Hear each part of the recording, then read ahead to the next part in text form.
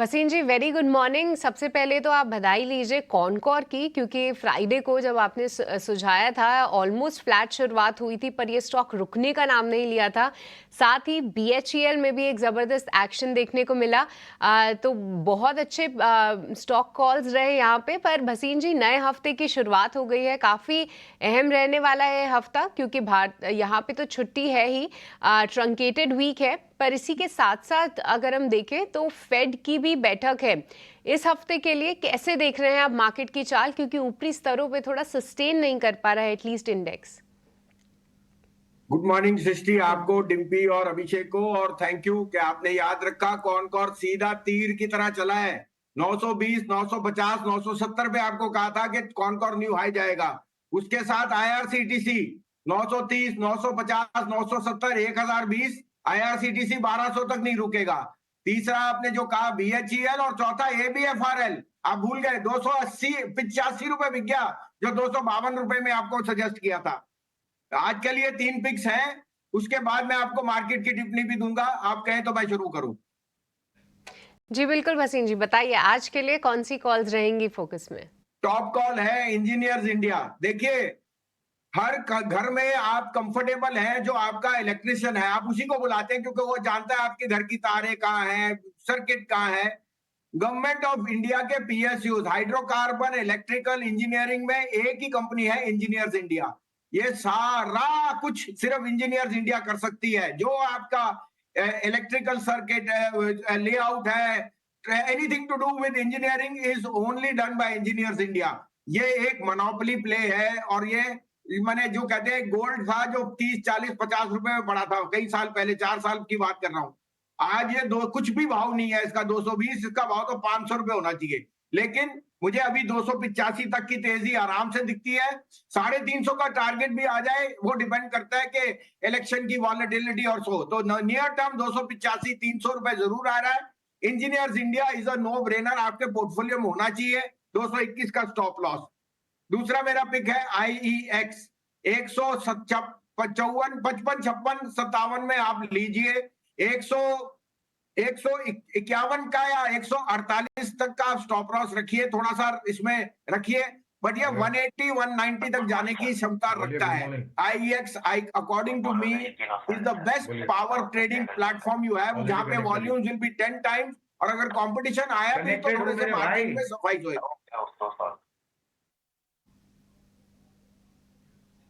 पहले भी कह चुका हूं, तो उसका भाव 250 होना चाहिए। अभी आप 205, 205.7 के लिए लीजिए। 172 का आपका स्टॉप लॉस। ठीक है, तो ये 3 कॉल्स भसीन जी की तरफ से आती हुई, तीनों ही बाई की रिकमेंडेशंस है। इंजीनियर्स इंडिया, IEX, और साथ ही अशोक लेलैंड। अशोक लेलैंड हमारे बाकी एक्सपर्ट्स के भी रडार पे है, तो यहाँ पे भी आप नजर रखिए। भसीन जी, मार्केट्स के ऊपर कोई टिप्पणी? तो देखो सृष्टि, ये मैं अपने तजुर्बे से बता रहा हूं कि येन 160, gold silver all time high, stocks all time high, bond 5%, कुछ ना कुछ देगा। और मेरी हिस्टोरिकल एविडेंस रहता है sell in May and go away. तो मेरे को पता नहीं 7 तारीख हो, 12 तारीख, 15 तारीख एक सेल ऑफ जरूर आएगा। यहाँ पे इंडेक्स पे अपने आप को प्रोटेक्ट करो। मुझे इंडेक्स पे कोई सेफ्टी नहीं दिखती। हाँ, ये मैं कहूं कि 23,000 जा सकता है, 100% जा सकता है। यूफोरिया में कुछ भी हो सकता है, लेकिन डाउनसाइड इसमें कभी खुला है। अगर आप 21,700 के नीचे गए तो इंडेक्स में ऑल फॉल आ सकता है। सेल इन में एंड गो अवे इसलिए है क्योंकि रिस्क ऑन एसेट्स किसी भी क्लास का, they are all hitting the roof. कुछ ना कुछ यहाँ पे जरूर करेक्शन आएगा। कहना मुश्किल है। सेकेंड वीक ऑफ मई से I will be more cautious. Mid caps में अपना रुझान रखिए, बिकॉज वहां पे earnings and the left out feeling is huge. But overall on the market, large caps में I would suggest take some profit home.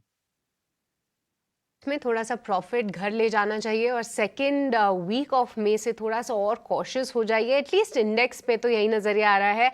पर भसीन जी, जैसे कि हम इलेक्शन के फीवर में है, साथ ही अब 1 ही महीना रह गया है लगभग जब रिजल्ट्स आएंगे, उससे पहले हम देख रहे हैं कई सारे PSUs आपके रेडार पे आ रहे हैं। कॉनकॉर, IRCTC और आज फिर इंजीनियर्स इंडिया। क्या यहाँ पे जो रैली हम देख रहे थे, क्या ये और स्ट्रॉन्ग होने वाली है? और क्या नजरिया बन रहा है पीएसयूज का? क्या फिर से समय आ गया है इनमें एक फ्रेश एंट्री लेने का, या यहाँ पे भी थोड़ा कॉशियस और सिलेक्टिव होना चाहिए?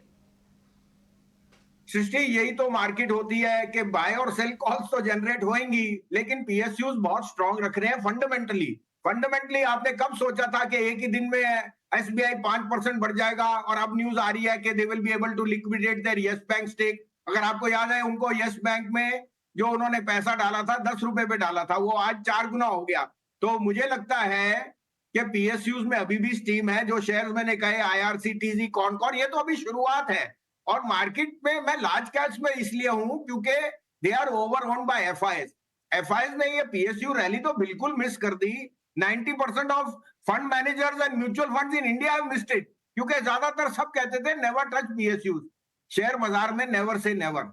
एनबीसीसी 35-40 वाला 3 साल था, लेकिन 165 हो गया। 70 रुपए वाला हुडको अगर 3 साल नहीं चला, लेकिन 1 साल में 220 हो गया। इरकॉन, आईआरसीटीसी, इंजीनियर्स इंडिया यहां से दुगने भी हो जाए तो भी सस्ते लगेंगे, ये मेरा कहना है। लेकिन नजरिया थोड़ा लंबा। सृष्टि जी अगर मार्केट करी तो ये भी उनके साथ करेंगे। मैंने आपको दोनों तरफ का कह दिया कि अगर आप इन्वेस्टेड हैं तो ये शेयर होने चाहिए, और अगर आप हेज नहीं कर सकते तो पिवटल्स में थोड़ा सा प्रॉफिट ले लीजिए। ठीक है। भसीन साहब, वैसे मैंने कई बार नोटिस किया है कि आपके जितने भी शेयर होते हैं ना, अमूमन और सोनी पटनायक के भी वही शेयर होते हैं। आज आप यकीन नहीं मानेंगे, आज उन्होंने फिर से अशोक लेलैंड दिया, आपने भी अशोक लेलैंड दिया है। आप दोनों की स्टडी एक जैसी है सर। दोनों आप फ़ोन पे बात तो नहीं करते दोनों एक दूसरे से? सोनी पटनायक, आप भसीन साहब से सुबह सुबह बात तो नहीं करते क्या ये शेयर अच्छा है, आप बोल दीजिए? ऐसा कुछ है क्या? आप दोनों की टेलीपैथी बहुत मैच करती है। देखिए, सोनी जी मेरी फेवरेट एनालिस्ट हैं। जैसे सृष्टि है, आप हो, तो सोनी मेरी परफेक्ट हाँ। है। तो टेक्निकल्स में वो निकाल के देती है। मैं उनके साथ आपके स्टूडियो में बताया था, जो उन्होंने कहा वो सोना है। तो सोनी थम्स अप, और हमारा ख्यालात और मिलाद बिल्कुल सही चलता है। ऑन द क्रिकेट फील्ड भी दोनों रॉन्ग थे, लेकिन शेयर में दोनों चलिए, राइट बहुत ही बढ़िया। थे। हाँ, बिल्कुल, बिल्कुल, बिल्कुल और बिल्कुल आप और सोनी मिल जाएँ तो फिर एक बार वो धमाल हो ही जाता है सर उस शेयर के अंदर। वसीम साहब, बहुत-बहुत शुक्रिया, थैंक यू वेरी मच आज के शेयर नोटिस करवाने के लिए। मेरे को आपका आईएक्स काफ़ी पसंद आया, और मैं थोड़ी देर पहले उसके चार्ट भी देख रहा था, मेरे को भी लगता है 180 तक पहुंच जाएगा। एक काम करते हैं, आपकी फेवरेट एनालिस्ट से ही पता कर लेते हैं आईएक्स के बारे में, जो आपने भी ट्रेड दिया है। सोनी पटनायक, जरा आप आईएक्स ही सर का चेक कर लो। 158 पे बंद हुआ है, 150 के ऊपर बंद होना ये अपने आप में शुभ घड़ी देता है। ये 180 तक जाने के चांसेस कितने हैं, जरा टेक्निकली चेक कर लो आप। जी डिम्पी जी, थर्सडे को आईएक्स में बहुत स्ट्रॉन्ग ब्रेकआउट आया था और 152.5 का एक लो मारा था, जो कि फ्राइडे को ब्रेक भी नहीं किया है। सो काफी इंटैक्ट है। जब तक 152 153 का सपोर्ट होल्ड करके डिफेंड कर रहा है, मेरे ख्याल से यहाँ से टेक्निकली हम देखेंगे तो 170 75 का एक इमीडिएट सपोर्ट टारगेट यहाँ पे नजर आता है। 175 के ऊपर अगर सस्टेन करता है तो डेफिनेटली ये 190 92 के रेंज पे भी टेस्ट कर सकता है। सो काफी स्ट्रॉन्ग लग रहा है, और रिस्क रिवॉर्ड रेशियो भी काफी फेवरेबल बनता है on charts from current level. So 152 stop loss के साथ आप इसको होल्ड कर सकते हैं। इमीडिएट टारगेट्स के लिए 170, उसके ऊपर सस्टेन करेगा, then you can have second target of 190 plus levels. ताकि आप भी बुलिश हैं, बट थोड़ी सी कंडीशंस लगी हुई हैं, थोड़ी और स्ट्रेंथ इसको दिखानी पड़ेगी। एक हिम्मत करके जो यहाँ तक ये पहुँच ही चुका है। ज़्यादा शेयर आप ना लीजिएगा मार्केट के अंदर, कम शेयर्स के साथ ट्रेड कीजिए, बेहतर तरीका है वो काम करने का, लेकिन पक्के शेयर लीजिएगा। ठीक है, जैसे राहुल घोष ने भी आपको सेंचुरी टेक्सटाइल बताया, अभी आईएक्स आ गया बसीन साहब की तरफ से, सोनी पटनायक ने अशोक लेलैंड बताया, विमटा लैब्स अभी सर ने आपको मितेश जी ने बताया हुआ है। तो ऐसे ना सिलेक्टिव शेयर्स आप पकड़ते जाओ और बढ़िया प्रॉफिट आप लेते